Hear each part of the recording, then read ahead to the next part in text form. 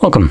In front of me is a Realme C67, and today I will show you how you can hard reset this device through settings. So to get started, open up your settings application and then navigate all the way down to System. Scroll down and you will find Reset Options right here. Select Erase All Data, Factory Reset. This will then present you with a message letting you know that performing a factory reset will result in the data that is listed right here being deleted.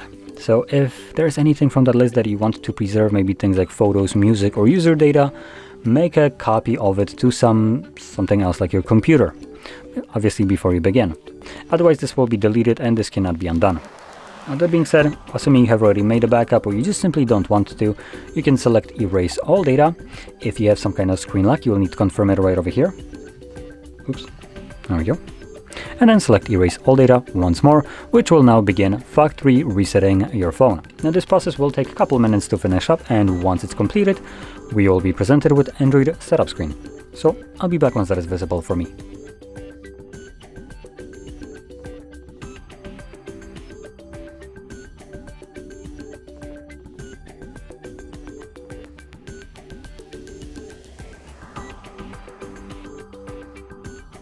And as you can see, the process is now finished and you can set up your device however you like.